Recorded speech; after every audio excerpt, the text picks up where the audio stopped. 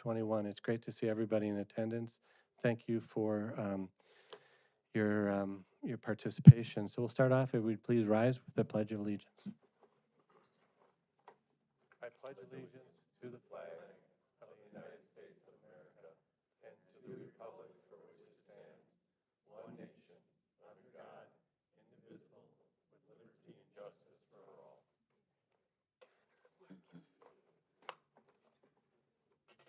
Call roll, please. Alderman Spiegelberg. Here. Alderman Mulder. Here. Alderman Shellpepper. Here. Alderman Kavieski. Here. Alderman Rosick. Here. Alderman Zaffel. Here. Alderman Ellis. Here. First item up is a public hearing for Journey 21. The purpose of the hearing is to hear public comment on the proposed amendment to the City of Oconomowoc Comprehensive Land Use Plan 2050 and the rezoning of approximately 2.05 acres of land located on the north half of the parcel in the southeast corner of Old Schoolhouse and Hackney Way for the Journey 21 project. The area is designed on the Comprehensive Land Use Plan and zoned suburban residential and business park. The request is to amend the designation for the 12.05 acres to medium density residential and zone this site to RML, residential multi-unit low, with a planned development overlay.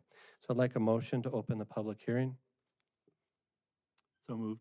Second, Zaffel. All in favor? Aye.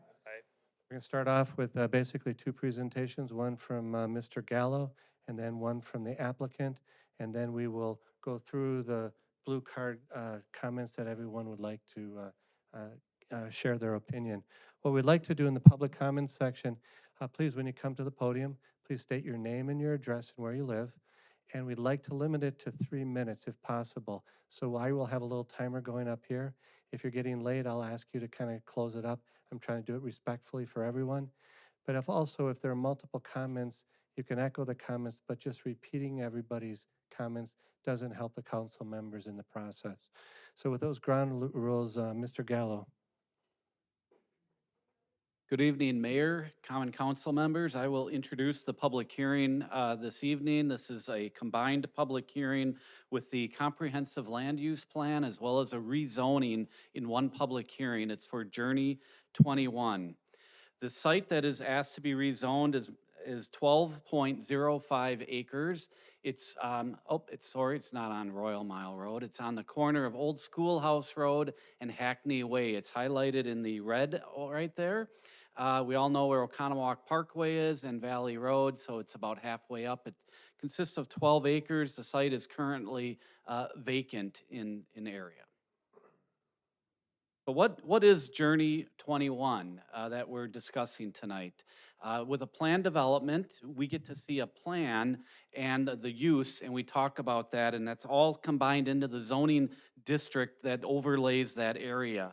So they're a nonprofit corporation founded in 2020 to develop living and learning opportunities for adults with intellectual or developmental disabilities, IDD.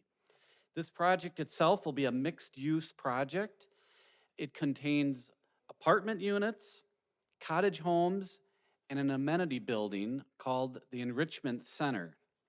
Okay, the lodge is 27,000 square feet. That's the primary building. It'll have 16 apartment units.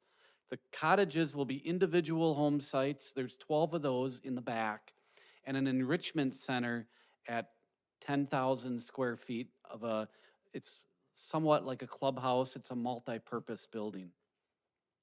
So the number of units you're looking at is a total of 28 on 12 acres, and that's 2.3 dwelling units per acre, plus the enrichment center as well. So again, as Mayor stated, this is a zoning request and a PD overlay.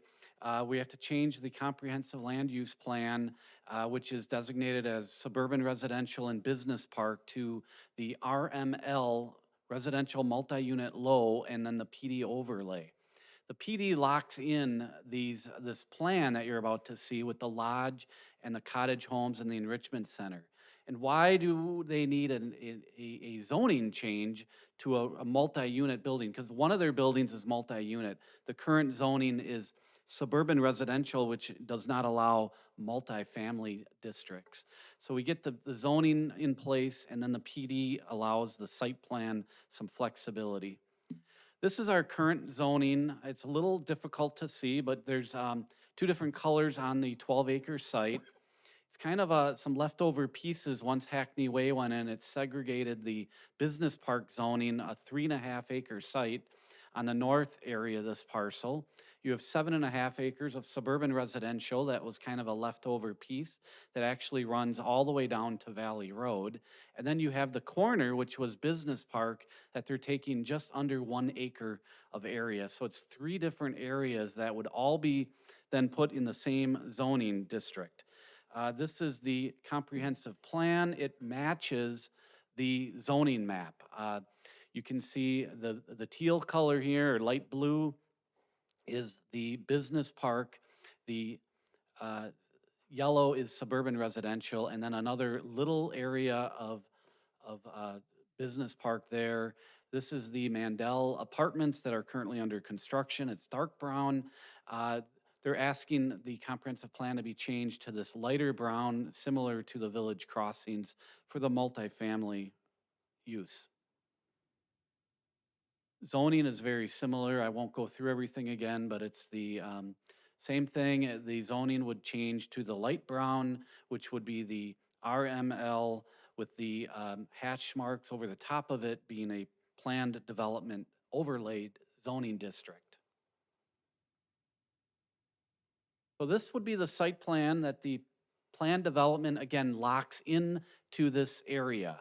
You have, as I mentioned, you start out with the enrichment center, then that's about 10,000 square feet. The lodge area, which is 27,000, and then the additional cottage units on the east side of the parcel. There's one main access point going in off of Old Schoolhouse Road. There would be a secondary emergency gated access off of Hackney Way, right where that pointer is up there.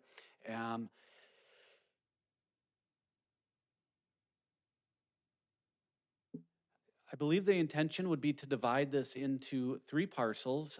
Parcel 1 would be for the enrichment center. Parcel 2 would be a current vacant site. It could be used for something in the future. The use is unknown at this time. If there's a plan that comes to play for parcel 2, they would have to come back and do an amendment to the plan development. Then parcel 3 is all of the residential areas. I'd like to go back to the zoning, and one of the items that we talked about at Plan Commission was this is a transitional zone. We have the Hackney House apartments right here, which is one of the more dense developments in the city with 302 residential units, and we have fairly intensive commercial over here. Some of it's not developed, some of this is, with gas stations, car washes, future oil change places. So this is a transitional piece in between the two. As far as the sewer and utilities, this can be served.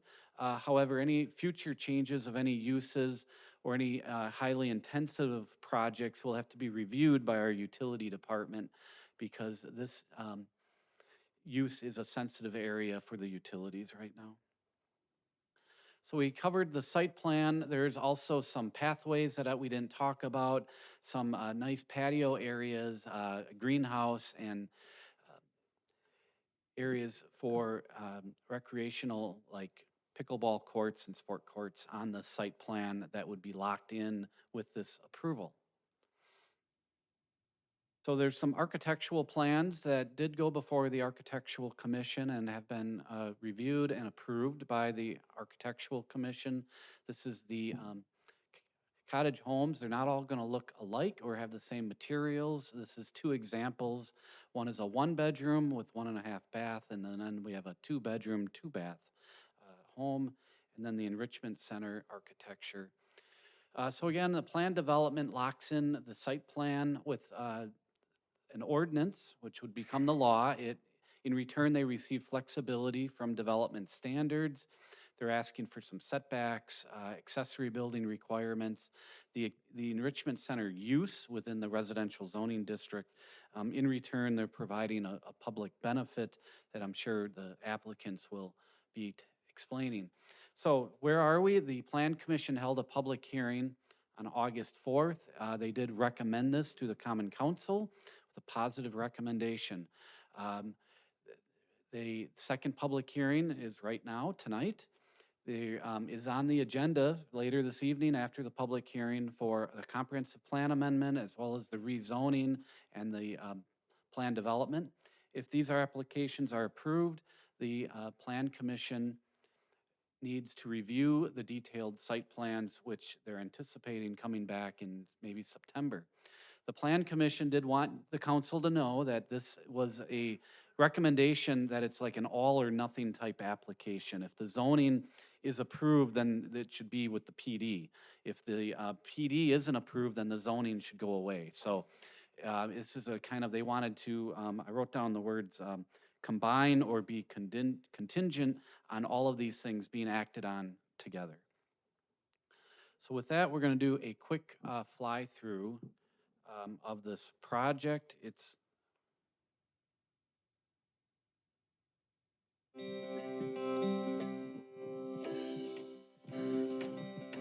As you can see from this aerial, we are entering from Old Schoolhouse Road. To the right is the Enrichment Center. Straight ahead is the lodge.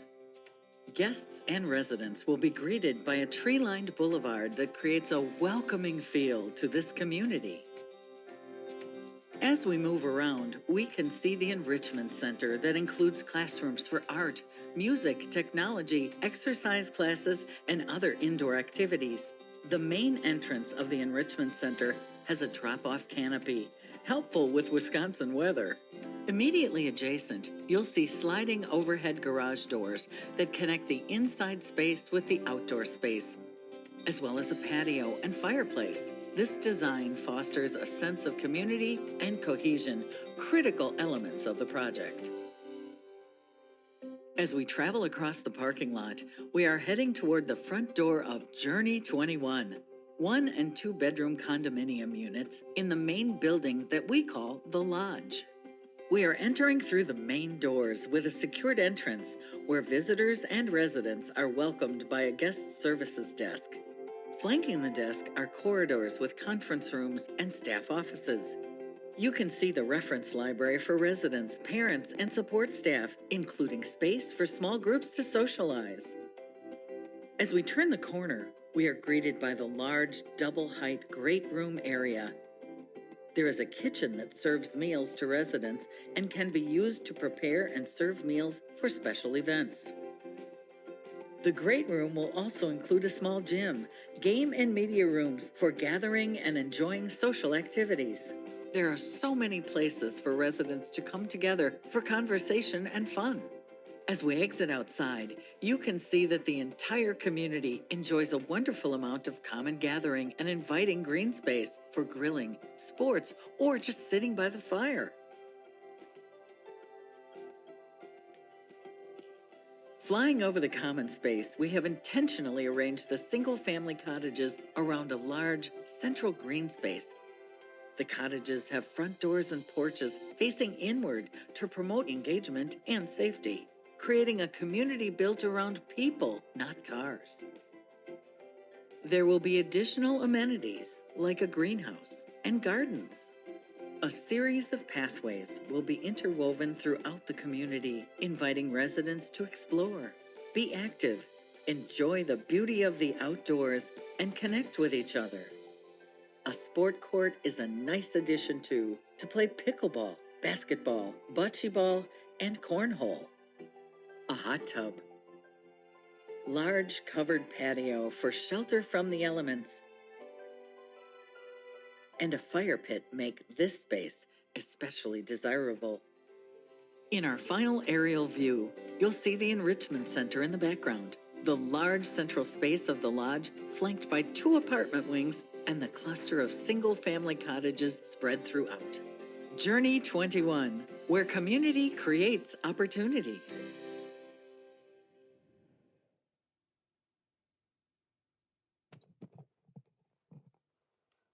That's all I have. I will be available for questions when this is on the agenda. Great. And for those in the audience, Jason will keep some notes on some of the questions and comments. We're not going to be engaged in two-way dialogue. That will happen after this comes up into the meeting agenda. So I have some more. No, there's Oh, blue okay. cards available up here if Look anyone like a lot wishes. of them. Good.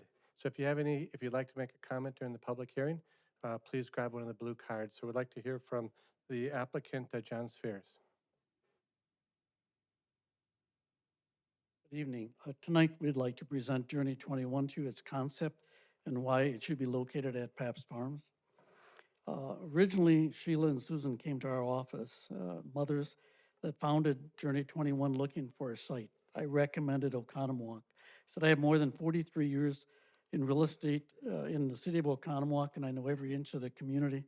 And in my personal and professional opinion, there is no better site than this for Journey 21. To begin with, Pabst Farms has been in existence since 2003, and to date, there are still 400 vacant acres at Pabst Farms.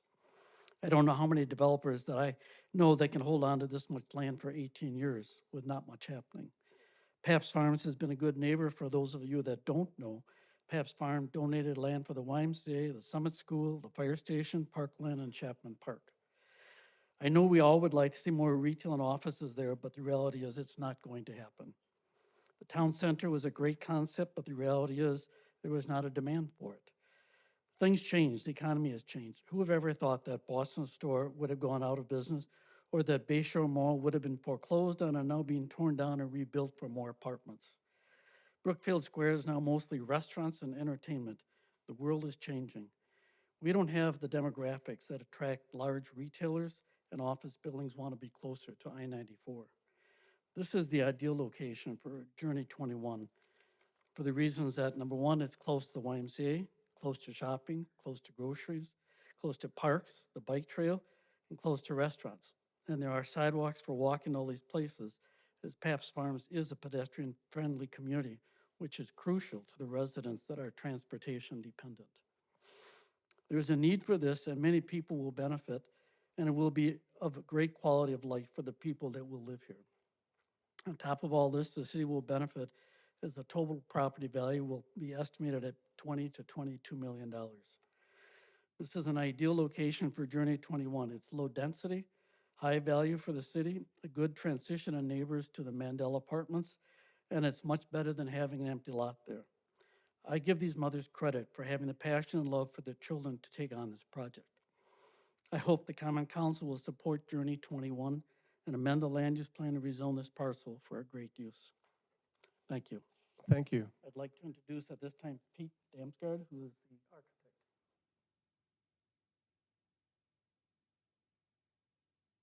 Yeah, come ahead, just please state your name and your address, please.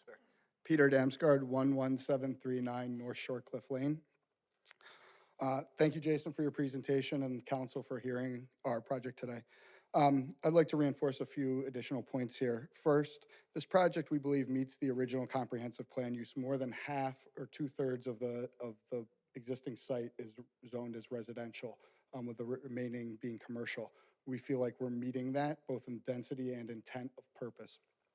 Secondly, this fits nicely within the surrounding uses, not limited to the YMCA, the grocery store, the retail to the southwest, the public park, and other walkable areas. Being walkable for our community is really, really important.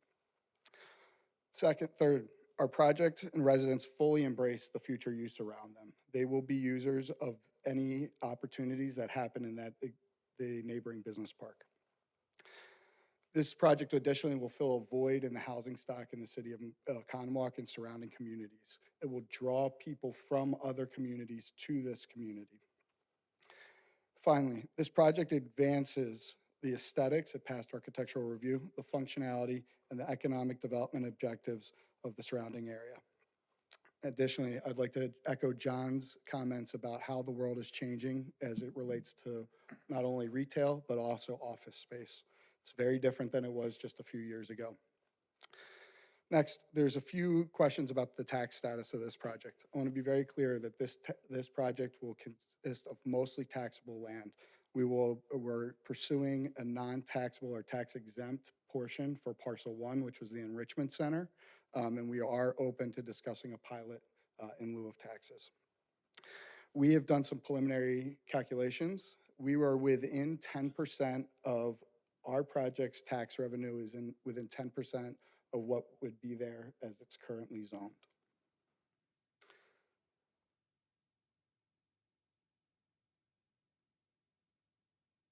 Finally, you'll hear us harp on walkable communities. It's very important to this group. We are open and encouraging of putting all public sidewalks on streets and utilizing our internal walking paths to help create more of a walkable community. Thank you for your time and consideration. Thank you. Mark Olson. Thank you. Mark Olson, 136 Old San Antonio Road, Suite 305, Bernie, Texas, 78006. I'm the consultant and project manager for this project. My organization works on 11 projects like this in 7 states, and this is probably the premier project that we work on, just to give you some context on my background. Can you speak up a little bit or I'm move your sorry. microphone? I'm a little tall, yeah, sorry, I That's okay. apologize. That's okay. Where is Bernie, Down my Texas? chest. Just outside of San Antonio, Oh, okay. just northwest. Thank you. It's a very beautiful small town where we're building our own community. I want to address 5 points if I can today. I'll go as quickly as I can to stay within my 3-minute limit. We've become aware that there may be a question among some residents and perhaps some of you about the type of residents who will live in this community.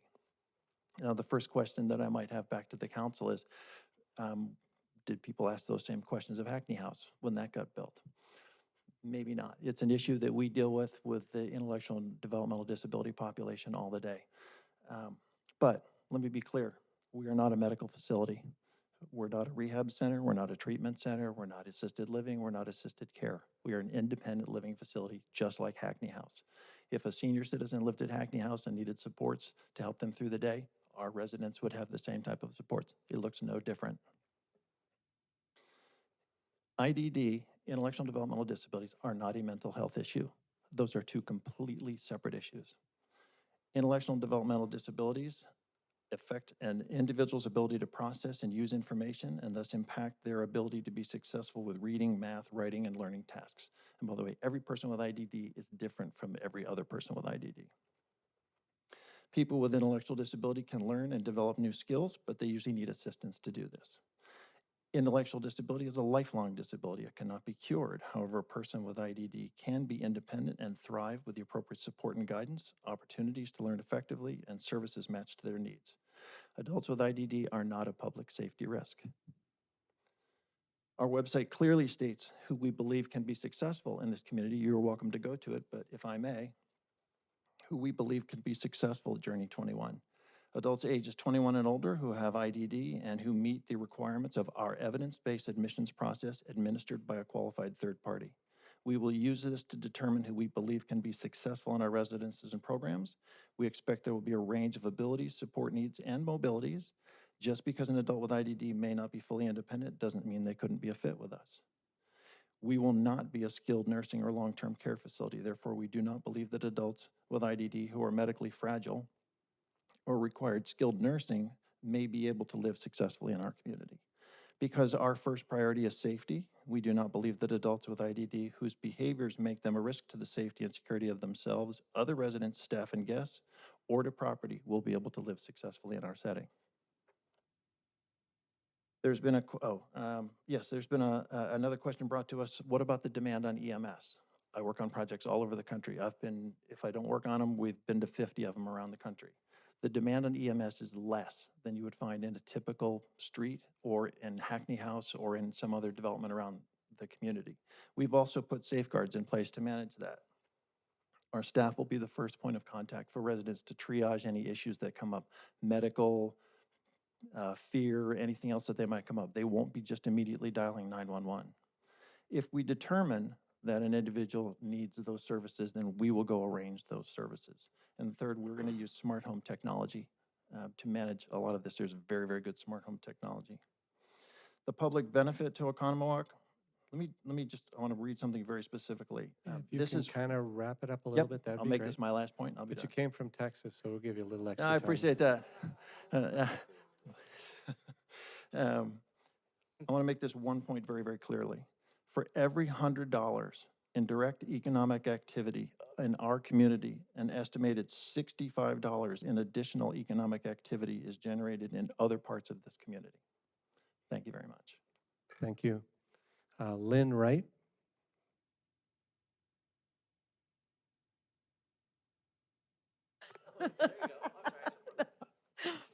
Lynn Wright, 707 Marigold Street. I first learned of this Journey 21 in the Oconomowoc Enterprise this past Thursday. I was enthralled. Has a parent with 2 children who had learning disabilities, nothing like these individuals. I understand and have a passion for it. I have a friend, lifetime friend back in Ohio, who has an autistic child, and she's looking for a place for her son to go that would have independent living. This would be such a wonderful thing for this community, and for most of all, for these precious, precious adults, for them to live independently and have a place to live like all of us. It would be beautiful if all places, I want to live there. It would be, yeah, seriously, I was like in awe when I saw that. I said, all communities should be built like that. I loved where it said that on community rather than parking. I love that, where you can interact with one another. Why don't we do that in our developments for each other? I just think it would be wonderful. We put in all these other housing developments, if the type of residence, to me, it would be discriminatory and it would make me not want to be part of this community. I can't even believe that anybody would say that. EMS, retail has a bigger draw for EMS and theft and everything. And retail, you can't even get workers to work. Look at all the signs. The location is perfect for what they're looking for. I can't say enough to please give them what they are asking for. Thank you. Thank you very much. Floss Whalen? I too first learned about this by reading the Oconomowoc Enterprise, and I think the project is awesome. Our oldest son was a person with Down syndrome. When I finished my governmental service after 16 years, I got a paying job in a local business which served and provided residential and other services for persons with mental challenges.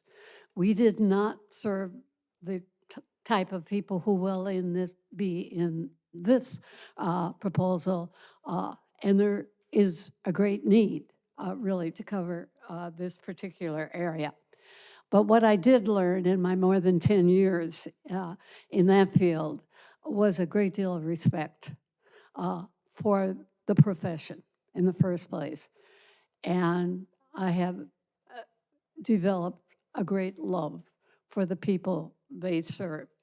If I were a parent, and I share what she's saying, who was fortunate enough to have a son or daughter in a project like this, I would consider myself blessed.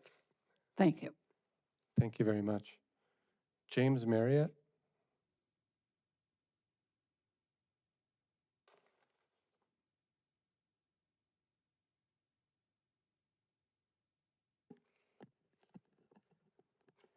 Hi, excuse me. Hi, I'm Jim Marriott. I'm the developer on the project. I'm 1701 Cedar Bend in Heartland in Bristlecone Pines. I have 2 sons, Marvin and Max. They have Fragile X syndrome and they have IDD, and they are very, very good young gentlemen. Over the past 9 months, we have met with the city of Oconomowoc, all the committees and the staff. At every meeting, the attendees were extremely complimentary of our development of Journey 21. And at every meeting, they thought this was a great use of the land. Also, at every meeting, the feedback has been overwhelmingly positive for the use of the property. During this period of time, no one has ever told us that this is not the best use of the land. We have spent hundreds of hours and hundreds of thousands of dollars developing plans and engineering for this particular site. I understand that some of the aldermen are upset with the Common Council and some of you other aldermen for not sticking with the original master plan. It is not our fault that the real estate landscape and the business landscape has changed in the last 10 years. The days of the big box retail like Nordstrom's and Boston Store and outdoor malls and office buildings and Brennan's type markets, those days are over. If you're thinking those are coming back to Oconomowoc, they're not. The days of Amazon, online shopping, and working from home are here, and they're here to stay.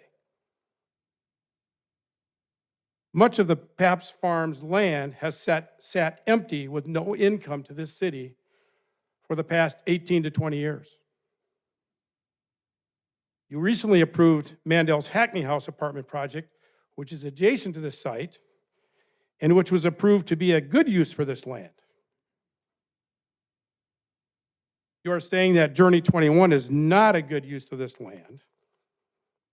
Why is it not? And if it's not, then what would be a good use for this land?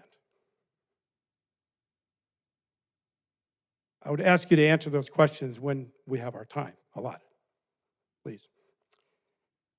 It was very disturbing to us in the last 24 hours through the city and some of the aldermen to learn about 4 other properties that they suggested we should consider as potential better sites than Pabst Farms.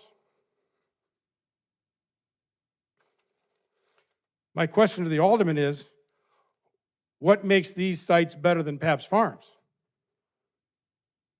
The four sites they proposed were out in a cornfield.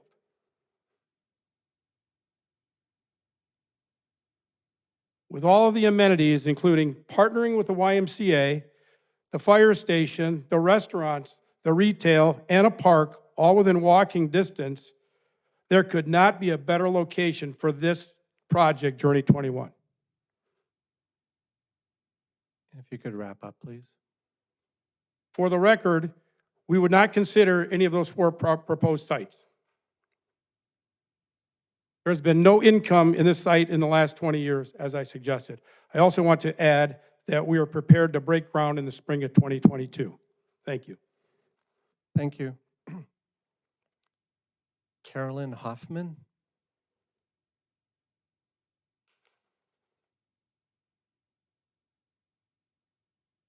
Hello, my name is Carolyn Hoffman, and my address is 498 Lillian Court in Delafield, Wisconsin. And I'd like to introduce you to my son, Sam. Sam, you have to stand up. Sam is a City of Delafield resident, but spends most of his time in the Oconomowoc community. In fact, Sam has worked at Goodwill for 5 years and volunteers his time at the Oconomowoc Food Pantry and Zachariah's Acres. And when Sam isn't working or volunteering, then he's engaged at the many programs offered at the Pabst Farms YMCA. I've been looking for housing for 4 years for Sam. I filled out this much paperwork to move him into a home in Waukesha that is run by St. Coletta's.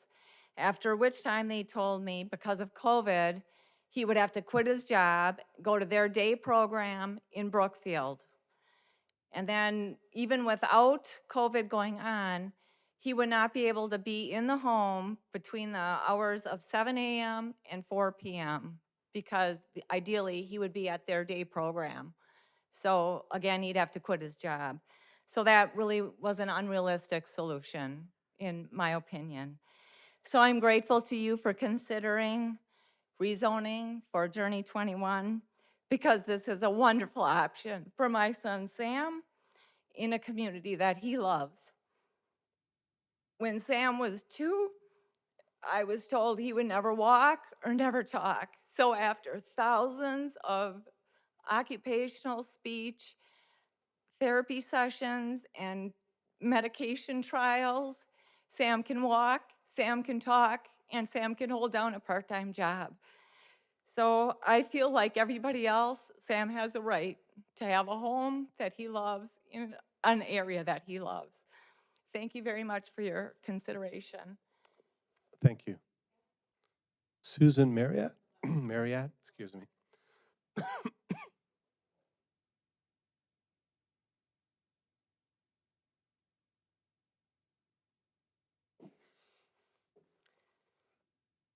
My name is Susan Marriott, and with me are Marvin Marriott and Max Marriott. We all live at 1701 Cedar Bend in Heartland, Wisconsin. Marvin, please stand. I am a co-founder of Journey 21 and the mother of these two fine young men. Marvin and Max both have a genetic condition called Fragile X syndrome. Both Marvin and Max are cognitively disabled, which means tasks like reading, writing, math, communication are more difficult for them to learn, and therefore they require some support at school and work. Marvin is 22 years old. He is a hard worker, social, helpful, friendly young man. He works for Home Goods in Delafield, Wisconsin. He works in the lamps and wall art department, helping to unbox and assemble lamps and artwork. He is a great employee, and his manager, Karen Stanley, will tell you she would love to have several employees like Marvin. She says he brings joy to the workplace every day he is there. He also loves to fish, sports, and he is an outstanding Special Olympics athlete. Max is 19 years old. He is outgoing, funny, driven, hardworking young man. He's also a little shy. He is in transition program at Arrowhead High School. In addition to school, he also works at Han Ace Hardware in Delafield. And this summer, he worked as a full-time junior camp counselor for the very same camp that he went to as a young boy. He works with children ages 4 to 13.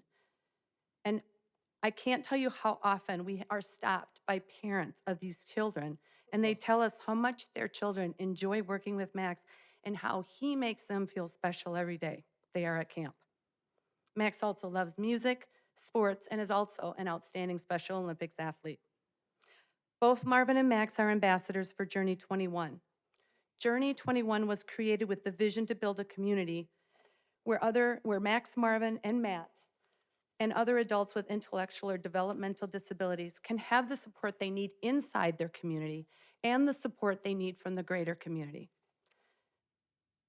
I want them to have the choice to work, educate themselves, make friends, or just sit and chill and have fun like we do in our everyday lives.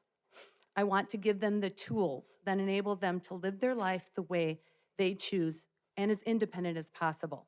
As parents, that's all we want for all of our children. I am no different than all of you. Journey 21, the name, may only be 1 year old. However, Sheila and I worked together with our families to create this partnership over 6 years ago, and we have been working towards our mission ever since. We looked at several communities, including Brookfield, Elm Grove, Milwaukee, Heartland, Delafield, and now Oconomowoc. We learned of other communities in the United States that had similar missions, and we set out to visit, research, and create our community to be best in class. With the help of our experienced and talented consultants and a great board of directors, we have created just that. John and Lucine Spears contacted us with the land at Pap's Farm, and we saw a community that had proven that they already believe in inclusion, and it had the proximity of disability partners like the Y. It became the perfect location for Journey 21 and for our dream. The Enrichment Center is the heart and soul of Journey 21. It is not only a resource for our residents that live there, but also for other adults with intellectual and developmental disabilities within the greater community. There is nothing like it in the state of Wisconsin.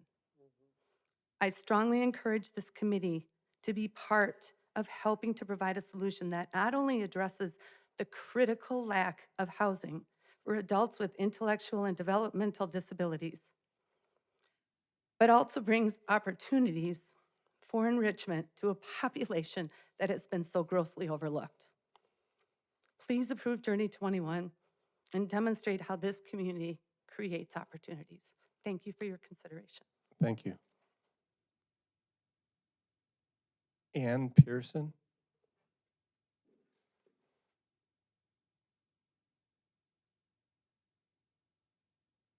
Hi, my name's Ann Pearson, and I live at 4625 West Beach Road in Oconomowoc, in the village of Oconomowoc Lake.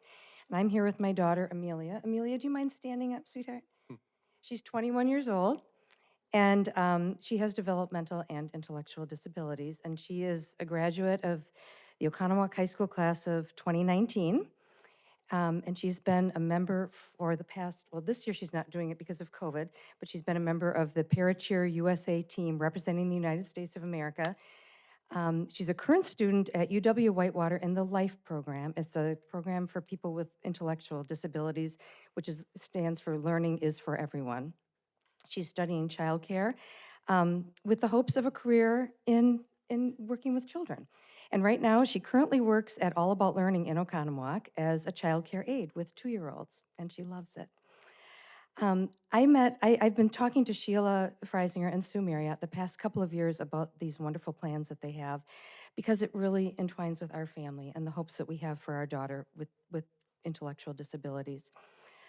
A place like Journey 21 would allow independence after she graduates from her program at Whitewater, and it would give her the support that she needs. It would allow her access to work. It would be close if she could continue working at All About Learning or at the Y, certainly close to shopping and so many social activities, and she'd be a part of a community.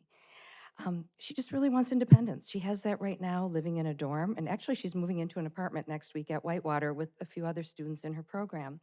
But this would be such a safe social community to live as an independent adult, which is what we want for all of our children in a safe place. It would be so close to the retail, work opportunities, and the Y, and so perfect, not just for us as residents of Oconomowoc, but I can only imagine there are so many other people in Oconomowoc that would benefit from this, and in the outlying areas as well. So we really do hope that you take this seriously and really consider it, because we're just one of many, many families that would really love to see this in our community. Thanks. Thank you. Sheila and Matt Frisner?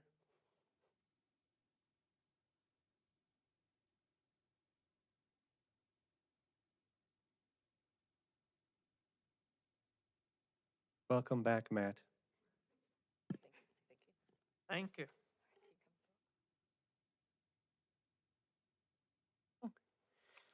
I'm Matt Freisinger. Our address is Westfield 5N1552 Silverwood Lane in Delafield, Wisconsin.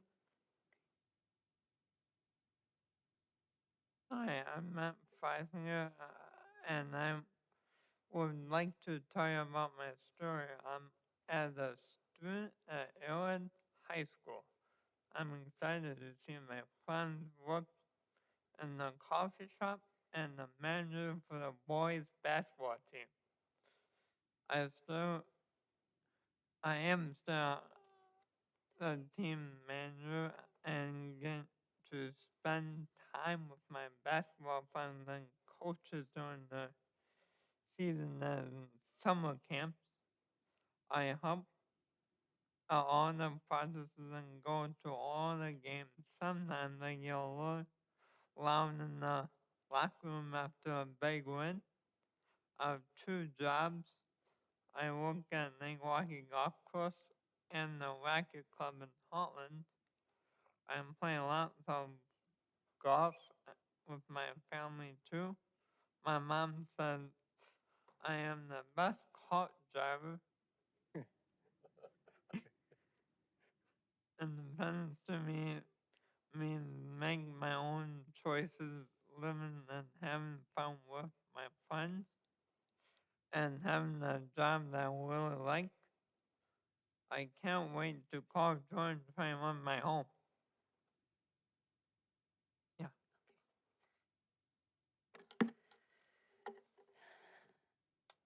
Ladies and gentlemen of the Common Council, my name is Sheila Freisinger, and I also live at W305. Can you speak in the microphone a little bit more? Sorry. Sure. Thank you, Sheila. Start again. Ladies and gentlemen of the Common Council, my name is Sheila Freisinger, and I too live at W305, I can't remember my address anymore, 1552 Silverwood Lane in Delafield. And I am the parent of a young adult with an intellectual or developmental disability. My son Matt was born with cognitive and developmental challenges, but you would never know it from his constant smile, his determination, and his pure heart. His brain may function differently than yours, and he may not be able to physically move about as you do. But that doesn't mean his interests and desires to live, to work, and play in a vibrant and inclusive community are any different than anyone else.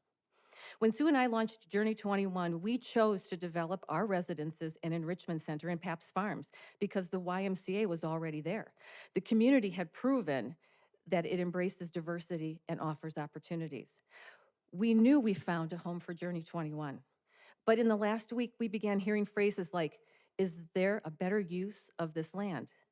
The land that we currently hold a purchase agreement on in Paps Farms, land that has remained vacant for 18 years. And then 24 hours before this meeting, we received emails offering us alternative sites to our project. What changed? When the Common Council made its decision to develop Paps Farms, why did they believe it was a good use of land for single-family homes? Why was it a good use of land for condominiums? And most recently, why was it a good use of land for 300 brand new apartments? Yet why is it not a good use of land when it comes to our project and to create a meaningful life for our adults with intellectual and developmental disabilities? Adults that will become lifelong contributing members to the community. I'd also like to ask why it's been suggested that Journey 21 be located at an alternate site when our adults want to live with their peers in a community like Paps Farms. Giving these adults residential living options where they are not bound by the restrictions of transportation is empowering. It allows choices, and it builds their self-confidence. It offers a pathway to independence that allows them to live within a close proximity to social, recreational, and vocational options, as well as giving them access to daily necessities like groceries without transportation dependency. It's all about community and opportunities. Location is key to our success, and we want you to understand the value of Journey 21 and what it brings to Oconomowoc and to Paps Farms. If you could kind of wrap up fairly soon, thank you. We have invested over 2 years and hundreds of thousands of dollars to receive only in the last 24 hours these suggested sites. We have addressed and met your requests and requirements with the utmost honesty, integrity, and transparency. We have never once altered from our original plan and have given you our word that we'd follow through on this project. And we have, and in good faith. We've spent hours with members of the Oconomowoc community with leadership and staff and have never once heard this collective objection to land use until yesterday. In fact, we were heartened by how this project was embraced by the mayor, staff, and Architectural Review Board and Planning Commission. We are grateful for the time and the resources this community has offered to help two moms pioneer change in living and learning opportunities with impactful outcomes for the IDD community. Ladies and gentlemen of the Common Council, thank you for your consideration and thank you for your support. Thank you. Heidi Hamilton.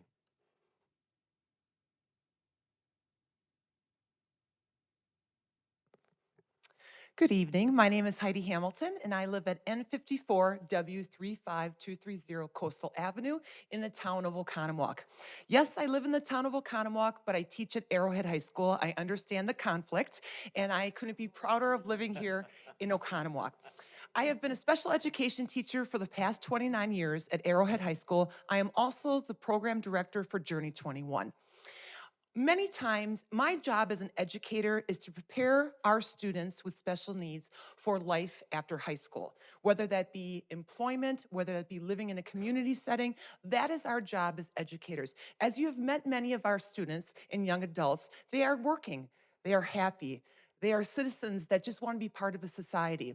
I have a brother who is, I always got to say my height, I'm 6'4", my brother's 6'10", and he has special needs. And I grew up with him, and he is younger than me, not having a place to live. My parents and I fought for many, many years to get him into a group home. And here I am at the age of 54 doing the same thing for our residents here for Journey 21. You know, you've met Max and you've met Marv, both employed. You have not met Tracy Bowden. Tracy, could you please stand up? Tracy is also one of our young adults here who is interested in Journey 21. You've met Amelia, you've met Matt. I would also like to introduce Tatum Skaggs, if she could stand up. She just graduated from Ohio State University, and she is going to be a special education teacher too. It's good to see young blood coming in and getting involved in this.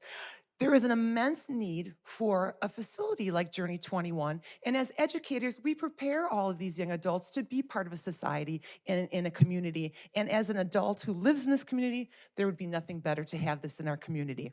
I think Journey 21 will enhance this community as well as be a beautiful place for our students. Many of our students, I should say young adults, many of these parents, which are amazing parents, say to me daily, because for 29 years, this has been my life and passion, that I have touched the lives of their children.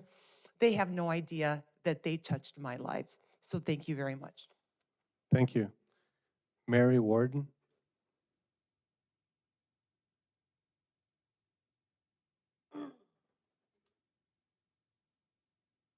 Shorter. Mary Warden, W292 and 4188 Prairie Wind Circle. I live in the town of Delafield. And I am here representing my daughter. She's 20 years old. Her name is Annalise. She has a condition called Williams syndrome, but you may have seen her. She has been cashiering at the Walgreens here in Oconomowoc, and she has really just enjoyed being part of this Oconomowoc where life comes naturally here, like you have on your logo. She, if you asked her today what her dream would be, and that would be to live on her own. So I would like also to just echo so much of what was already said here by the two moms that are founding this, by Ann Pearson, by Heidi Hamilton, who Annalise was blessed with Heidi Hamilton's instruction. And she has been a participant of Journey 21 this summer. She has really thoroughly enjoyed the programming that's happening, and she would also like to be living in this community. So we also hope for the approval. Thank you.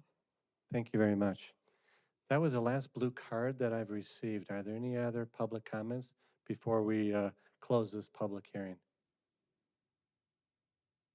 Yes, sir. If you come ahead, please state your name, your address for the record.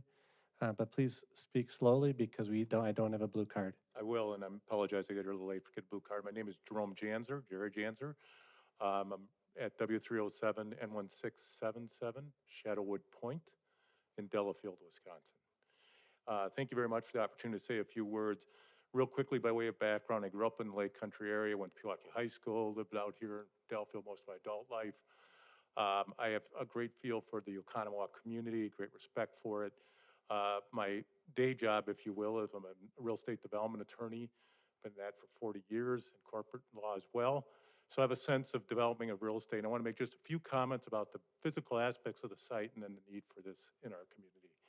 First of all, this group has taken great pains to make sure this is compatible with this particular site. They worked long and hard.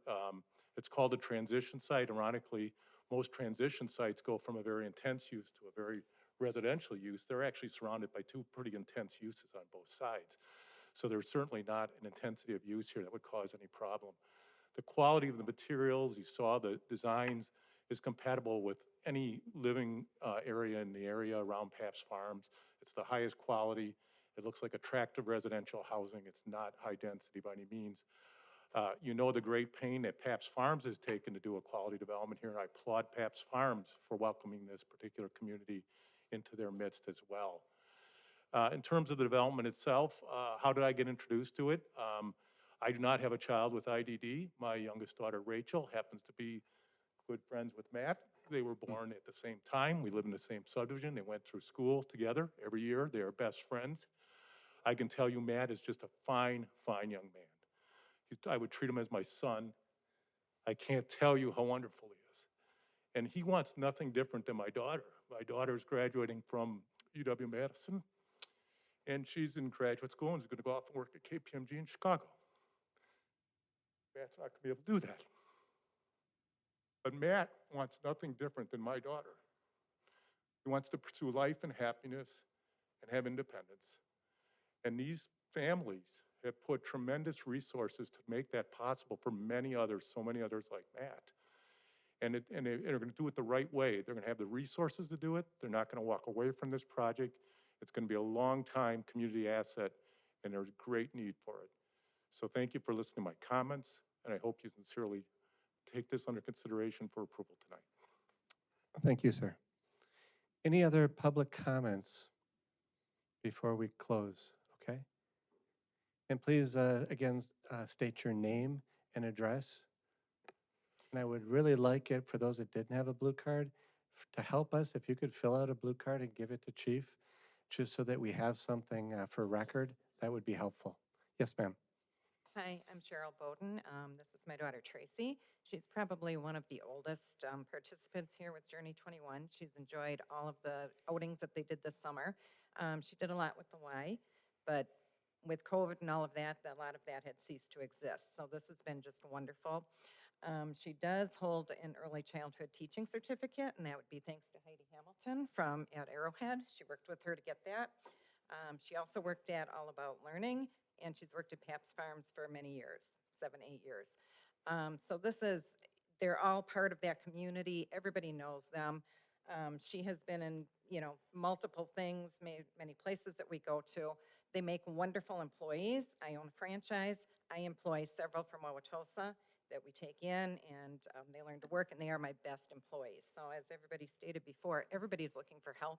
Here's your population right here.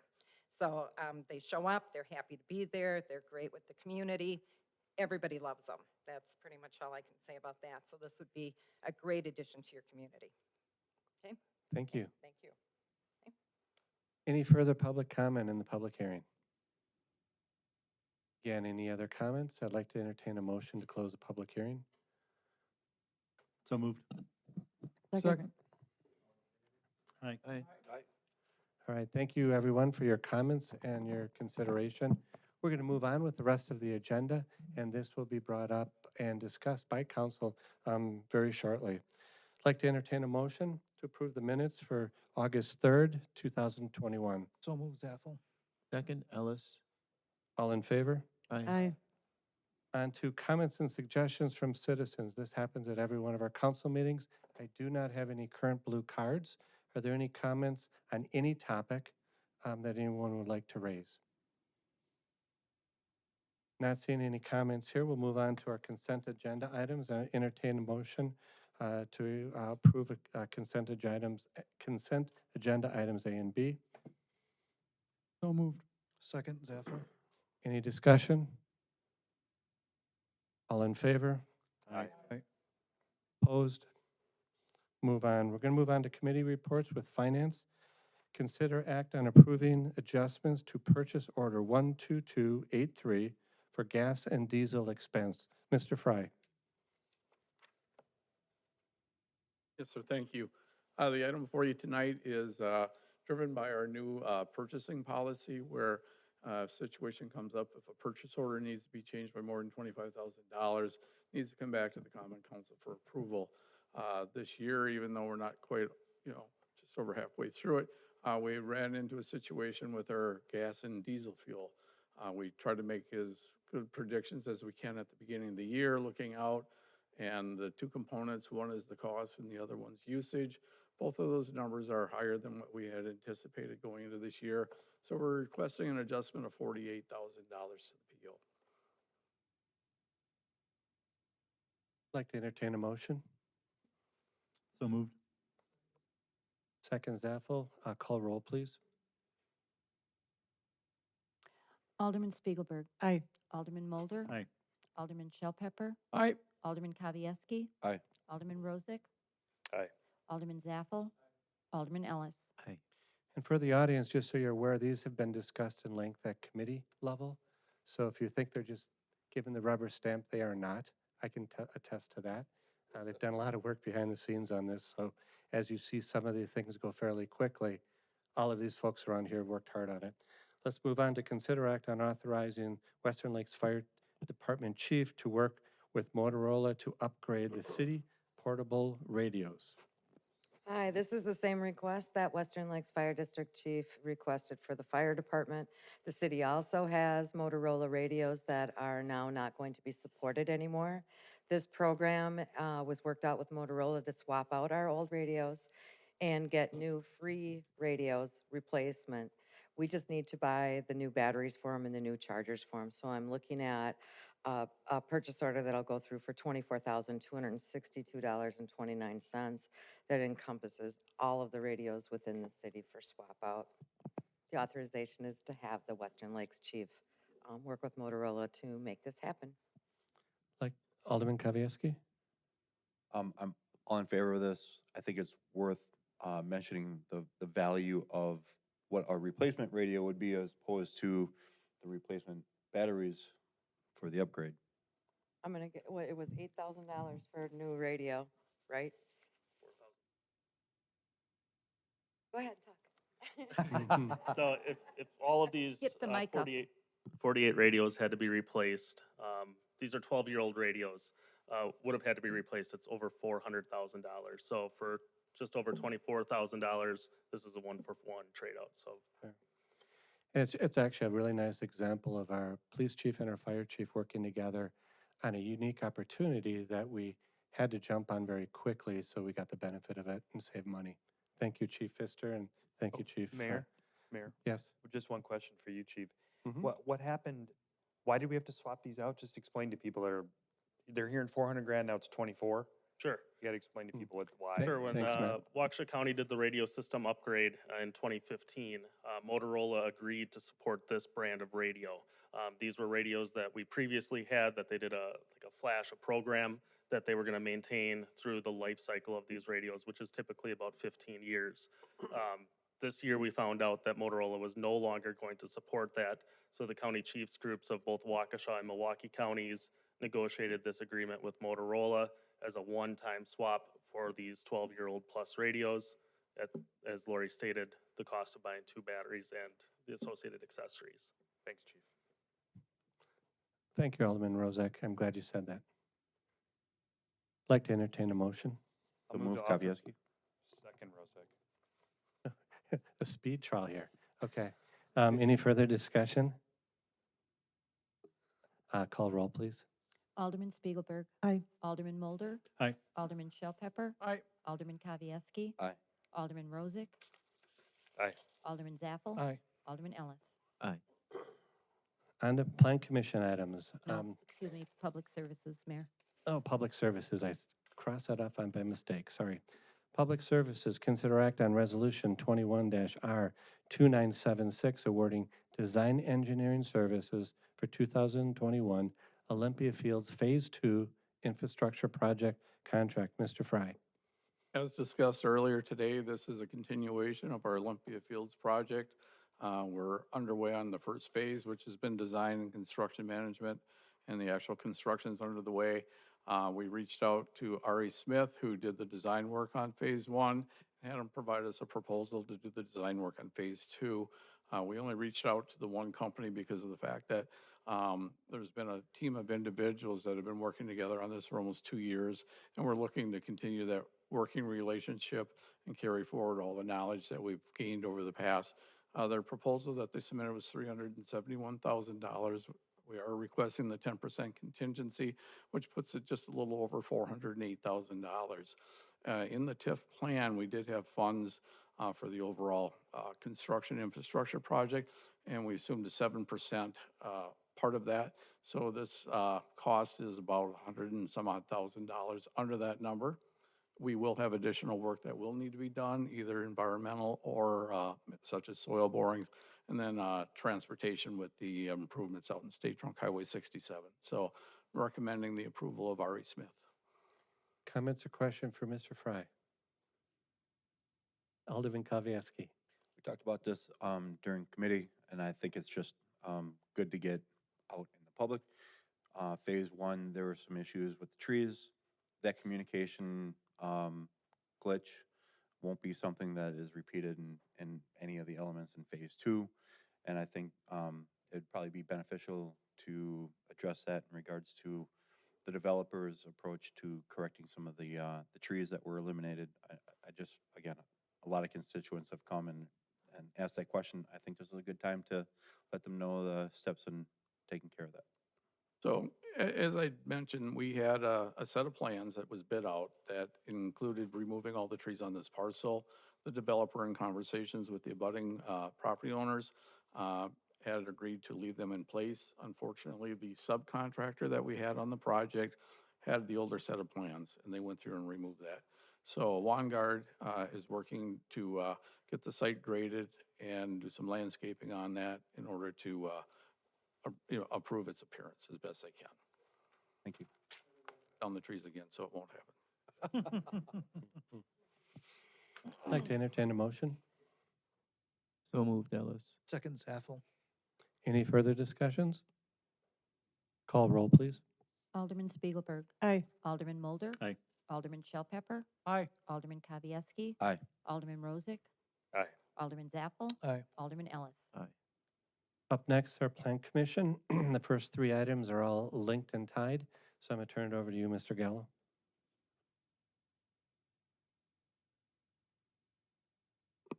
Thank you, Mayor. You're correct. Items A, B, and C are all connected. They're all part of the Journey 21 project. We held a public hearing earlier this evening.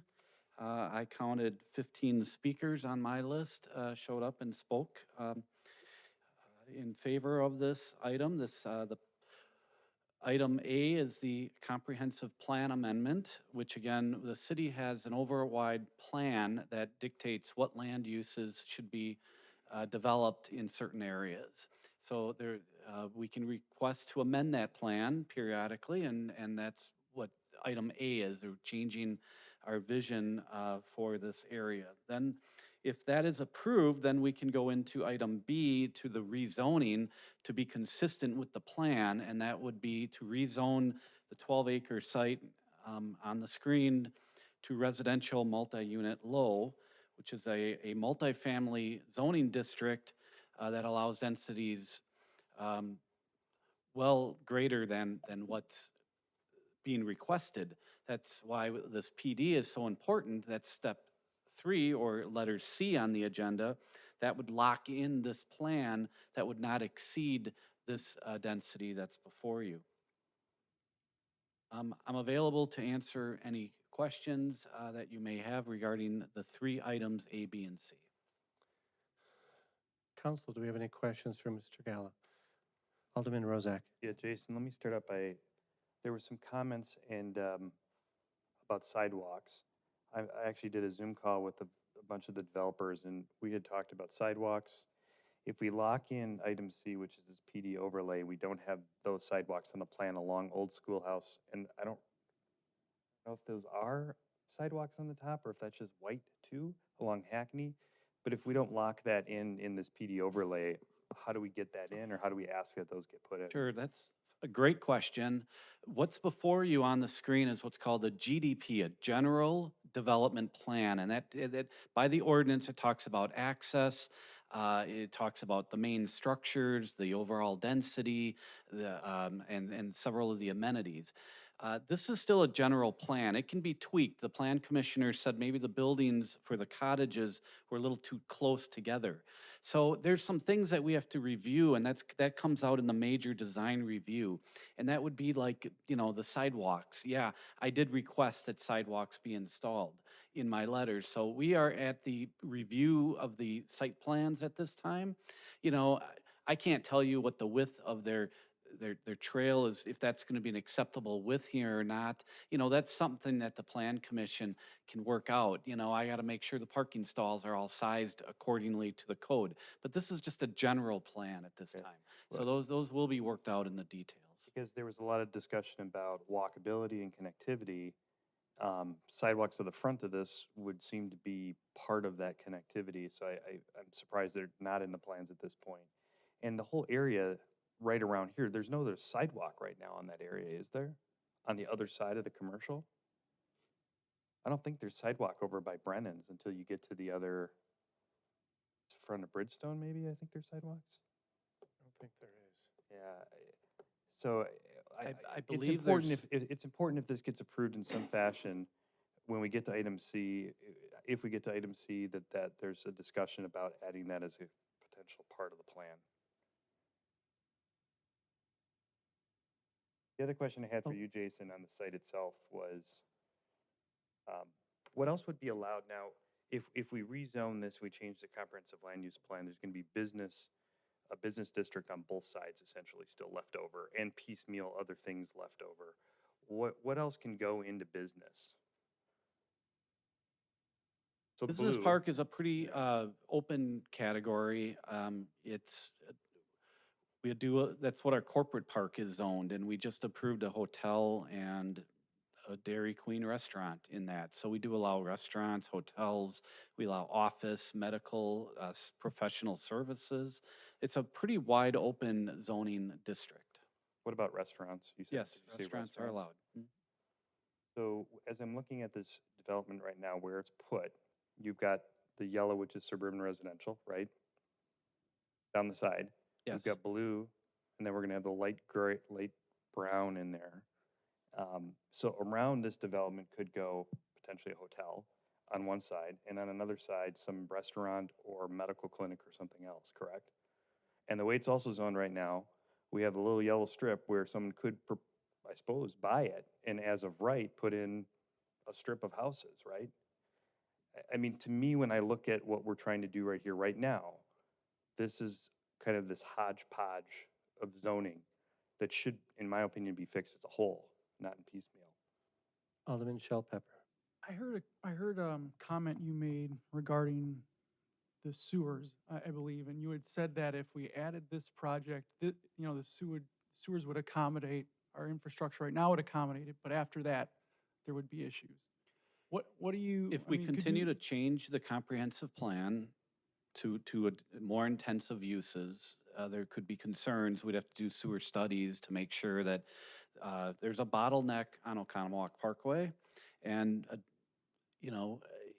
by changing the comprehensive plan changes what was initially planned for this area. And, if more intensive uses come in, that could create sewer issues in the future. So you would say the piecemeal approach we've taken thus far has sort of landed us in a tight spot now going forward as to how this land can be planned and developed. There's capacity issues out there that exist, yes. Okay, thank you. Alderman Kowalski. So I appreciate the public comment. And it's a pretty emotional position, and I completely understand that. I have a niece who has intellectual disabilities, and actually I worked with a group back in 2019 exploring a similar type concept, and not too far away of a piece of property. So it is, for me, as we're discussing this on council, not about not welcoming the residents of Journey 21 or not supporting Journey 21 in our community. It is about the where. We have amended the comprehensive plan and the zoning several times in the past farms area, and we have, as a result, had some piecemeal issues that we're talking about right now, and it's something that this council and Plan Commission need to address. So I wanted to preface the conversation with that, because this is not about not welcoming the residents that would be associated with Journey 21 or Journey 21, and it is about the location, the proper planning, and properly supporting not just this development, but the developments in Pabst Farms as a whole. We talked, Pabst Farms was approximately 1,900 acres at one point as its development, and there's several hundred acres left to develop.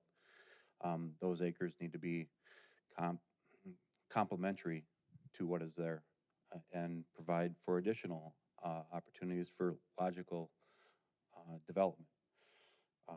You understand that probably more than most. So that's really what I want to understand as we discuss the requests.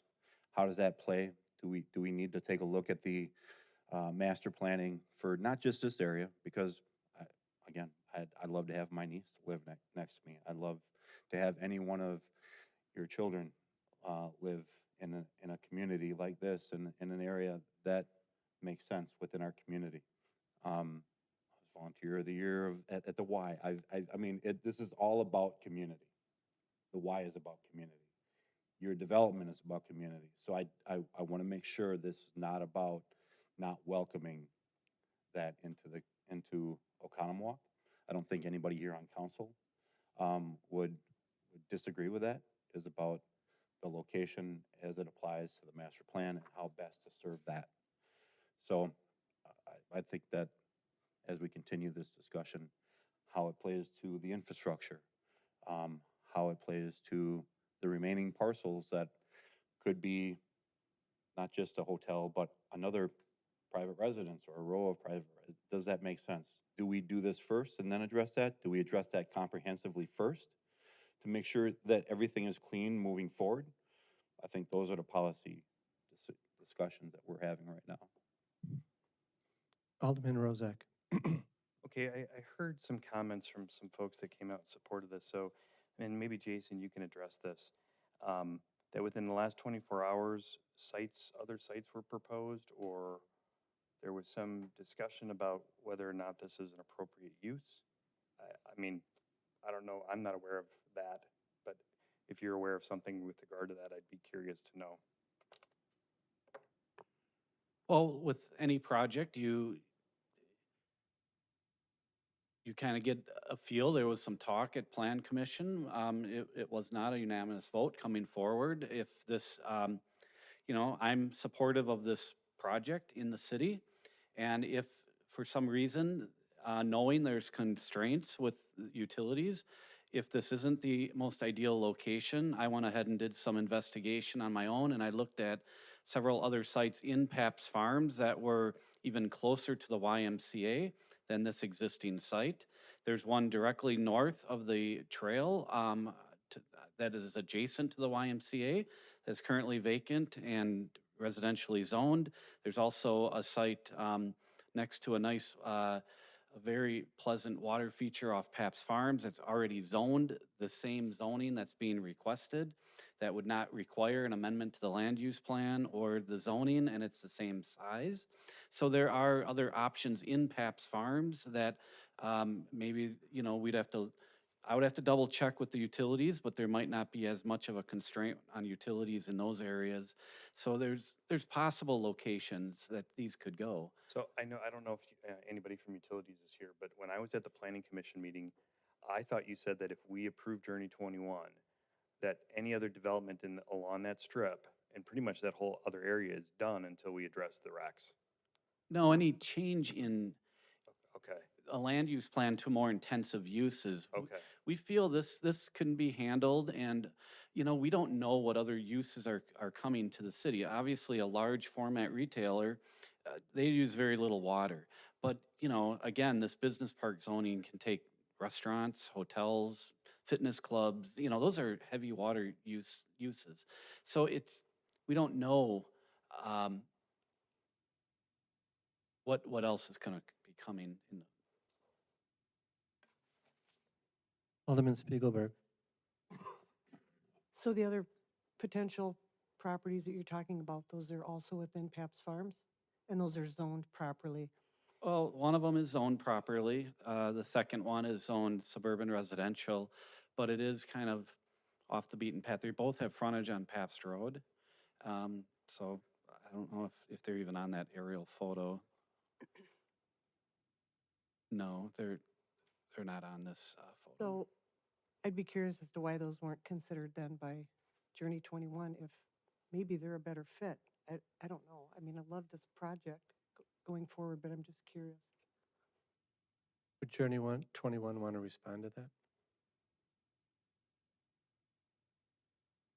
things. Number one, they wanted the walkability to the YMCA. They wanted the grocery store close by. This was like the ideal location for them. You know, I think the council has to realize that the master plan was done 20 years ago. I said, our economy's changed, our lives have changed. I think it would make sense to amend the master plan. And I believe that the city changed the master plan for the 300 apartments. And so again, why can you change the master plan for 300 apartments, yet not for this small project, which I think would be very beneficial to the city and to the residents of the community. Thank you. Alderman Kavieski? Oh, excuse me, did you have a question? Question for John. If you could please stay Yeah. there, Mr. Sears. So Jason was saying one of the other properties was actually closer to the Y, but it sounds like from what you're saying, comprehensively, all of the things that would be walkable Right. would be better in the location, in Correct. this location, is what Yes. you're saying. Okay. Yeah, because you've got the YMCA, you've got the grocery Mhm. store, you've got the parks. It's like the perfect location for it. And I do know they do plan on putting sidewalks in too, because that is what they need, walkable. Thank you, Mr. Spears. Thank you. Alderman Kavieski? Mr. Spears, it's a great question. Yeah, You don't have to get back up. But that question of why amend a comprehensive plan for one project and not another, right? That's a fair question, right? And I think that was a question asked by at least one other gentleman that stood up and spoke. And life and times have changed, without a doubt. To all of those points, and to the fact that we keep referencing back to a master plan associated with Pabst Farms that's 20 years old and has now been piecemealed up to not really have a master plan that may fit to today's times, and this is a quality project with quality people. And this is, again, purely about the location. And you again hit it right on the head, right? It's about walkability. It's about a position to the Y, and the paths associated with that. And if this was not a discussion about amending the comprehensive plan or zoning, there'd be no discussion. It'd be welcome. But it does require that in this particular location. So why one project and not another, at least for me? The times have changed. So the Mendel project and the housing mix really, to me, made sense to adjust accordingly, because that type of housing is in demand. We're geographically between Milwaukee and Madison, the demographic that they're looking to attract in that development all made sense. I think that I owe you why I supported that. Why, and again, I'm not saying I don't support this project or potentially changing the comprehensive plan and the zoning associated with this, but it needs to make sense in the larger scheme of things. When we did that change to the comprehensive plan and the zoning for Mandel, we left a mess right there. It needs to be addressed. We need to deal with that through the comprehensive plan and through the zoning. Is this the right place for that? If you have something that's closer to the Y and there's a sidewalk that connects from your project to the Y, walkable to all of the amenities associated with what has already been built in Pabst Farms, and that gives us a better opportunity, and you go there, again, I'm not suggesting that that's going to end up happening or not, but if that's the direction that we're to go, and then we can address the master plan associated with what's left and clean this residential business area up, is that work? Is that the right approach? It's a question, I guess, for you as a developer, for Journey 21. I'd like to get a sense of that. I can't speak for Journey 21, but I do know that this is the preferred site, number one. And there is a need, as you see, and there is a demand for it. Mhm. And I said, I've been in the city 43 years, and I can't tell you how many changes I have seen downtown Oconomowoc, master plan after master plan after master plan. And I think that the community has to look at Pabst Farms also that way. I mean, our lives changed, you know, the demands changed, and this is a great project for the site, and it's a great asset for our community. Thank you, gentlemen. You may sit down. Alderman Mulder? I was looking for an answer from Journey 21 on this particular Okay. site. If council's good with it, go ahead. Yeah, great. The site that we picked, which we thought was the perfect site, like John said, okay, we took it to all the council, and we've gone and taken it all through, like I mentioned earlier, through all of the different set of criteria, right, that we have to do to get it to this point. They've always said this is the perfect site. This is the first time that we've heard from anyone that why don't you try to pick a different site? Not one time has anybody ever told us that. Okay? We've spent hundreds of thousands of dollars on this site. We're not going to pick another site. I'm sorry. Gotcha. It But just, the other thing I'd ask you guys to do is do the right thing. Okay? It's going to make you feel really good. And you know what the right thing is to do tonight, okay? So I'm asking you guys, please, do the right thing. And you know what that is. Okay, if you can stay there for just one moment, Alderman Zapp. No, Oh, after Matt. I'm sorry. you had a You may, question you for may him, sit, go ahead. No, not for Jim. I don't- you may sit down. Thank you. Thank you. Thank you for your comments. Alderman Mulder? I'm on Plan Commission, so I've had this before me once, and there was discussion there about the location of this and whether it's the right spot. So that's probably the first time that you may have heard that. I don't know that you were there at that meeting or not. And I, not having a background in that development, didn't understand why. And at the time, listening to the different speakers, could easily see why this was a great spot.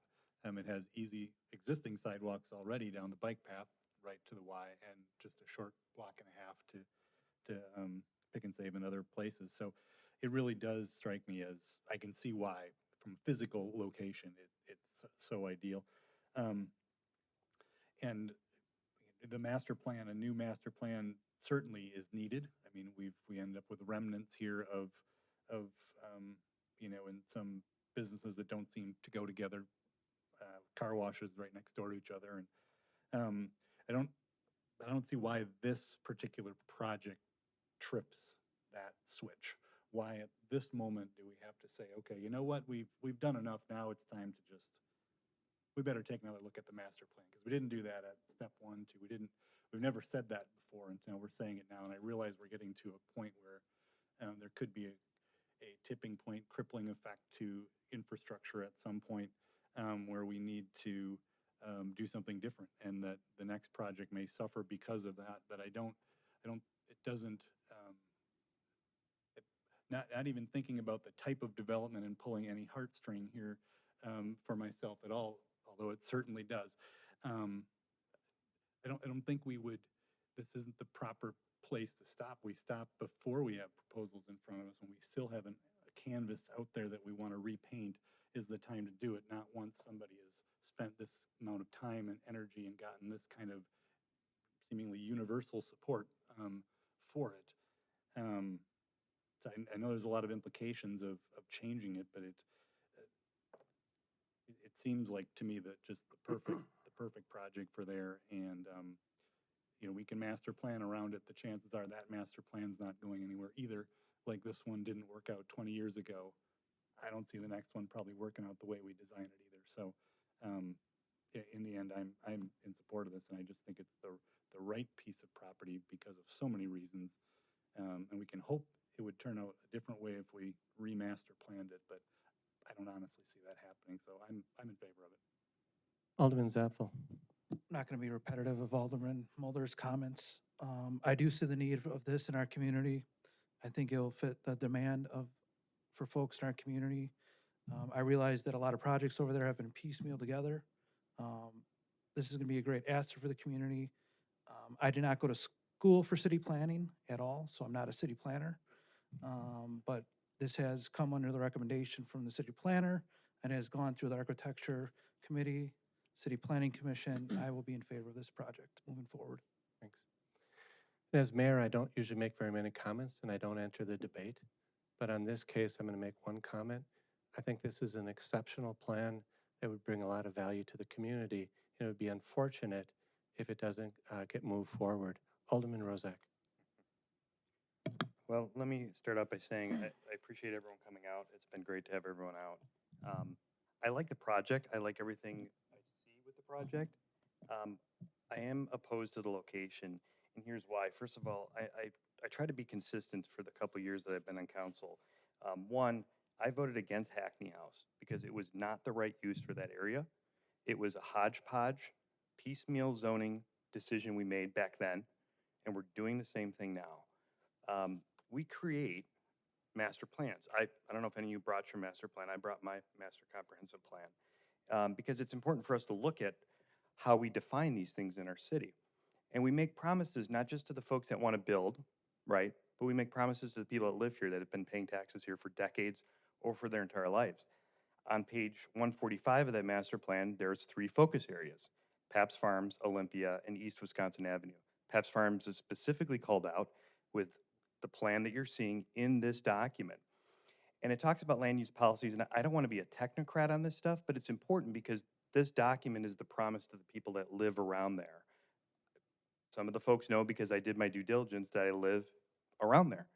And there are promises made to us. And if the piecemeal changes are going to continue, then we need to comprehensively replan this whole development.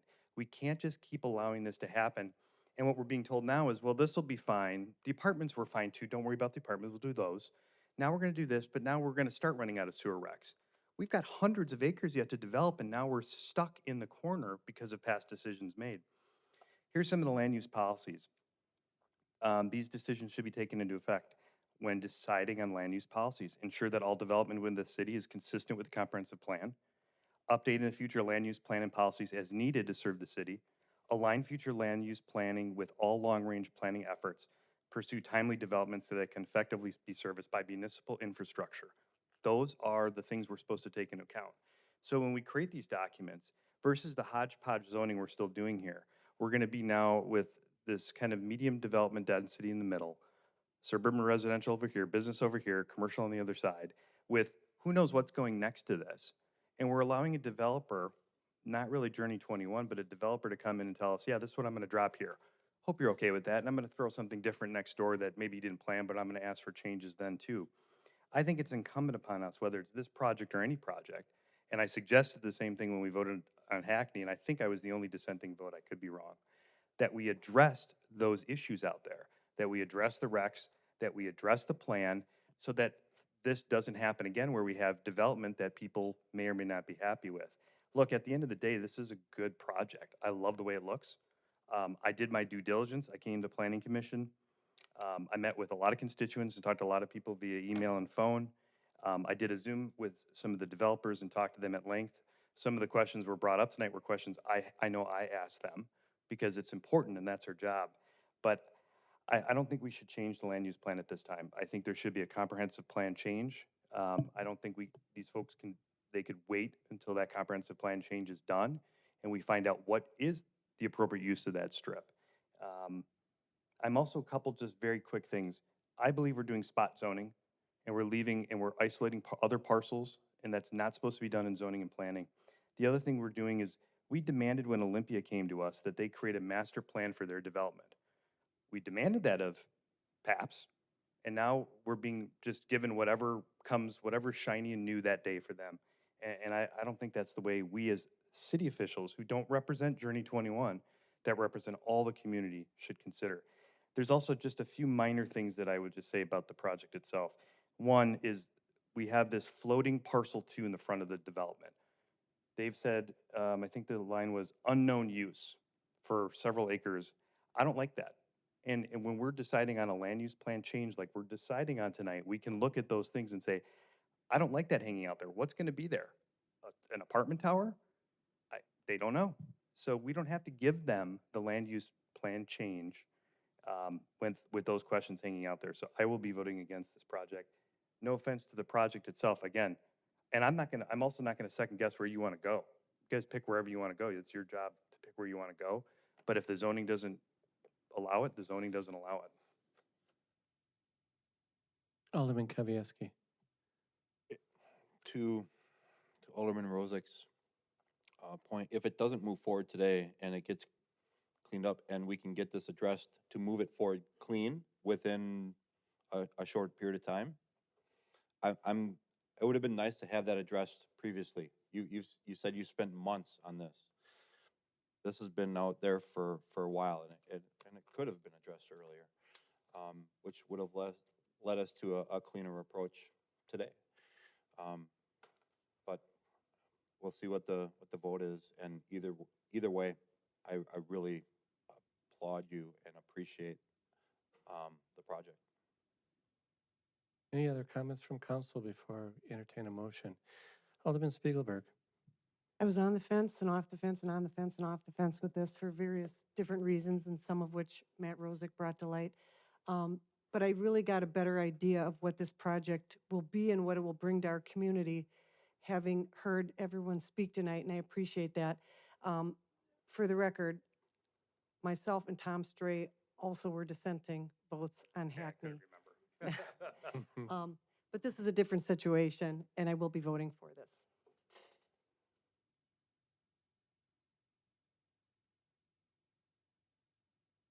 I'll make a motion that we amend the city's comprehensive land use plan at the corner of, southeast corner of Old Schoolhouse Road and Hackney Way. Second, Zaffel. And remember, these are ordinance changes, so they're the first reading. Any further I'll waive the second reading. Okay, so you would like to make the motion and waive the second reading? Correct. So moved, Zaffel. And you agree with that Correct. change? Okay. agree with Any further comments? Is that for A, B, and C, since that was No, it's one, A, just just one. A. Call roll, please. Alderman Spiegelberg. Aye. Sorry about that. Alderman Mulder. Aye. Alderman Shell Pepper. Nay. Alderman Kavieski. aye. Alderman Rosick. Nay. Alderman Zaffel. Aye. Alderman Ellis. So moving on to our next consideration. Next is consider act on ordinance 21-01015 to rezone the lands from residential multi-unit low district for Journey 21 located on the southeast corner of Old Schoolhouse Road and Hackney Way. Again, the first reading for the ordinance change. I'd like to entertain a motion. So moved, Zaffel, waiving the second reading. Second. Ellis. Seconds from Ellis. Any further discussion? Call roll. Alderman Spiegelberg. Aye. Alderman Mulder. Aye. Alderman Shell Pepper. Nay. Alderman Kavieski. Aye. Alderman Rosick. Nay. Alderman Zaffel. Aye. Alderman Ellis. Aye. On to consider act the ordinance 21-01016, and that's to create the planned development overlay district for Journey 21, located at the southeast corner of Old Schoolhouse Road and Hackney Way, set up as a first reading. I'd like to entertain a motion. Or do you have some comments first? Great. Mayor, I drafted the ordinance for the planned development that you're about to act on. One of the conditions in this ordinance is that the applicants enter into a pilot agreement with the city of Oconomowoc. I just want that to be recognized by the council, that they have talked about this being a tax exempt entity. So we would want them to pay the city price of the value of the properties to the city. So I did put that in there. That agreement has not been drafted yet, but I wanted to see if this project was approved, and if it's approved, then I will go ahead and work with the applicant on the pilot agreement. Thank you. Do you have any comments for Mr. Gallo? Alderman Ellis. So help me here. This is going to be a not-for-profit 501c3?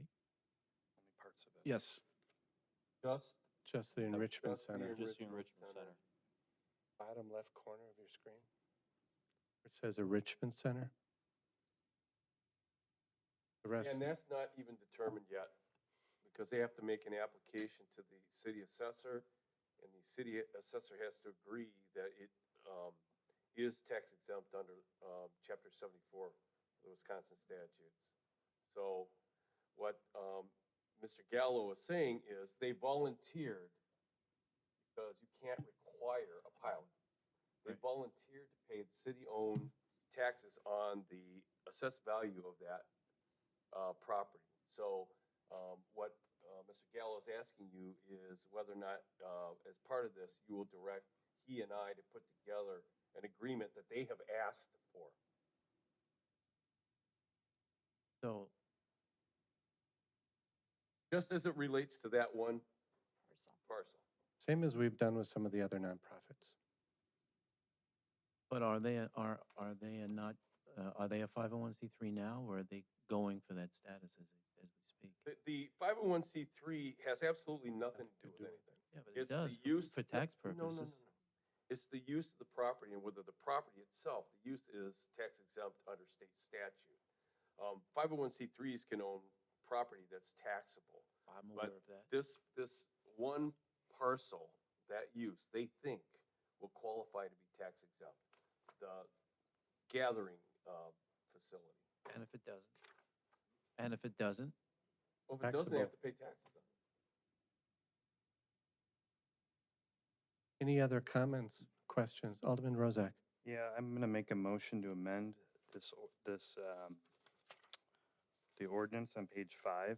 There was discussion that they would add the sidewalks, and I recall that section 10 actually talks about sidewalks. So I think it would be incumbent upon us, if they're wanting to connect and this is going to happen, that we add this in. So on page 5, which is 99 in your packet, I'm going to make a motion to amend that the applicant shall install sidewalk the entire length. This is what's currently in it. The applicant shall install sidewalk the entire length of Hackney Way and Old Schoolhouse Road. And then a continued sidewalk shall be located in the street right-of-way and constructed according to public city standards. So I'll make that motion to amend. Second, Kavieski. Any discussion?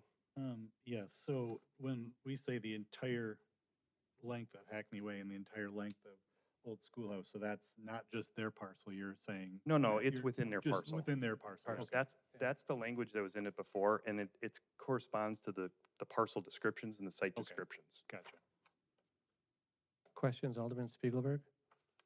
Oh, I was going to ask Jason. Jason? As far as the pilot,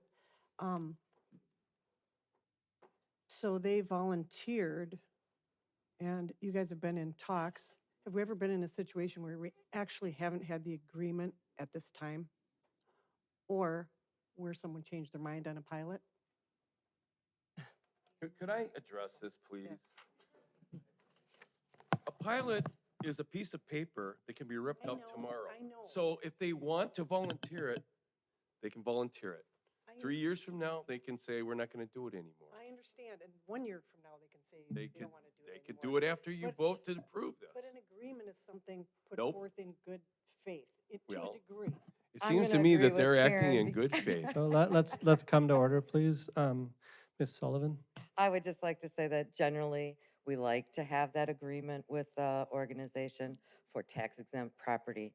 So usually we do it for any property that they would designate as tax exempt, that we would work with them and work out when basically it's a donation to the city, but it's, in good faith as we work together. I'd like to say there's an amended motion on the floor. It's been seconded with respect to the sidewalks. I'd like to call roll, please, on the amendment. Alderman Spiegelberg. Aye. Alderman Mulder. Aye. Alderman Shell Pepper. Aye. Alderman Kavieski. Aye. Alderman Rozak. Aye. Alderman Zappel. Aye. Alderman Ellis. Aye. The other comment, I'm sorry. Yeah, and Go it's not ahead. necessarily changed, but it goes to Karen's point. It's kind of too late because we've already given the zoning change and the land use plan change. But the applicant shall agree to enter into a pilot agreement. So that agreement can be whatever they ultimately decide. So you've given them the land use plan change and the zoning change, and this has to go with it for those things to take effect. Just like what the hospital does and Shorehaven does, they have a pilot with us that's nowhere near what their taxes would be if they were paying city taxes. So I hope that when we agree on a pilot with these folks, that they'll, do what they said they were going to do, but they can rip it up. We can't make them pay it. So Alderman in this case- Kavieski? Is there an intent for what that offer that Journey 21 has brought to the city for the pilot? Is it full rate? City portion of taxes. So I'd like to entertain a motion for the original act on the ordinance. Again, it's a first reading. Would anyone like to make a motion? So moved, Ellis. I'm sorry, guys, you have to speak up a little louder. So moved, Ellis. And do we have a second? Do you want to waive the second reading on that? No, I do not. So motion's on the floor, and for a first reading, is there a second? If there's no second, then I believe that it has failed. Are there any other motions that would like to be brought to the floor? Yeah, I'll move to approve the ordinance as amended, waiving its second reading. Second. Second's been made. Any further discussion? Lou? Lou, did you make the second? Whoever. Rosick, Oh, seconded. One of the two. No, No, he Rosick made the made the motion. motion, either Karen or I. Okay. One moment, please, in comment. Yeah, I just wanted to say, it was on page 99 again with the not-for-profit status and the pilot agreement. I think it would be important to put in there the city portion of taxes because it doesn't call that out, just to be more clear on it. So would you like to withdraw the motion and add an amendment? Or would you like to vote on this motion? Yeah, that's fine. If that's Matt's suggestion, I'll withdraw the motion and then I'll make the amendment as stated. Okay, is there a second? I'll withdraw the second and Thank you. support the second to the amendment. Any further discussion? Call roll, please. Alderman Spiegelberg, Aye. Alderman Mulder, Aye. Alderman Shell Pepper, Aye. Alderman Kavieski, Aye. Alderman Rozak, Nay. Alderman Zappel, Aye. Alderman Ellis. Aye. I'd like to entertain a motion on the original consider act on ordinance 21-0116. Move waiving the second reading? Second, Kavieski. Good job. Any further discussion? Call roll, please. Alderman Spiegelberg, Aye. Alderman Mulder, Aye. Alderman Shell Pepper, Nay. Alderman Kavieski, Aye. Alderman Rozak, Nay. Alderman Zappel, Aye. Alderman Ellis. Aye. Let's move on to the next item. Consider act on the extraterritorial certified survey map to combine two lots into one located at North 52 West 37160 Juneau Avenue, Town of Oconomowoc. Mr. Gallo. Thank you. We have an extraterritorial certified survey map. This combines two lots. It's actually in the town of Oconomowoc, but it does fall within our extraterritorial area. It's actually only 200 lineal feet from the closest city boundaries. This is one of the closest extraterritorials that we have reviewed. The site currently contains a residential dwelling. The lot is about 12,000 square feet in area. They want to put a garage on it, so they had to combine two legal descriptions into one description. That's all this is doing. Waukesha County required them to do it. The town of Oconomowoc's already reviewed and approved this document. Any questions for Mr. Duffy? I'd like to entertain a motion. So moved, Ellis. Second, Kavieski. Call roll, please. Alderman Spiegelberg, Aye. Alderman Mulder, Aye. Alderman Shell Pepper, Aye. Alderman Kavieski, Aye. Alderman Rozak, Aye. Alderman Zappel, Aye. Alderman Ellis. Aye. Let's move on to staff reports. Mr. Duffy. I think if the people want to watch, there's something really cool here. Okay, so as we customarily do, after a period of time, we bring in our interns to share what they've been working on for the city. Megan Little is who we've hired as our communications and marketing intern for the summer, started here in middle of June. So she's here to share a little bit about herself, a little bit about what she's been doing for the city. So Megan Little. Hi, everyone. I'm Megan. So I am the marketing intern, as Bob just said, and part of my internship, I get the opportunity to work with Three Barn, which, for those of you who do not know, they're kind of a marketing, multimedia, content creation company. They do some really cool work. Check them out; they're awesome. And so part of one of my tasks was to create a video for the city of Oconomowoc and just give a little short 1 minute about what's so great about Oconomowoc, kind of get people excited about what they can find here and um, like the whole opportunity of live, work, and play in Oconomowoc.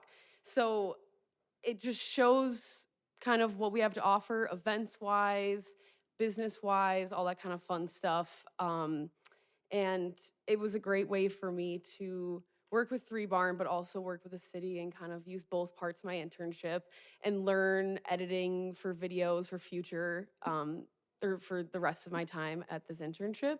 So, yeah, I'm gonna show it to you guys. I hope you guys like it. I don't know, is there anything anybody has before I quickly show it? Play it. All right. That's a sophisticated speaker system there. Yes, it is. That should be in the capital budget. Welcome to Oconomowoc, Wisconsin. I'm Mayor Bob Magnus, and I'm excited to share with you all why Oconomowoc is such a great place to live, work, and play. With excellent schools, first-rate healthcare, and a diverse offering of cultural and recreational opportunities, it's easy to see why nearly 18,000 residents choose to call Oconomowoc home. Oconomowoc's business environment includes national and international companies with expansion space in every size possible. But it's our downtown charm that makes us unique. We believe in small business, and our community helps them thrive. We're open for business, and what we want to do is help you build your business here in Oconomowoc. We pride ourselves in festivals and music events that bring visitors and acts from around the globe. Our constant offering of community events are designed for all types of families and all types of recreation.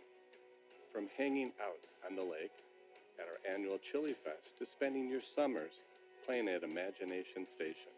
There are so many things to check out in Oconomowoc. It's all happening right here. Come be a part of our community. Welcome to Oconomowoc. Get his Cut that out. Beach Boys outfit on.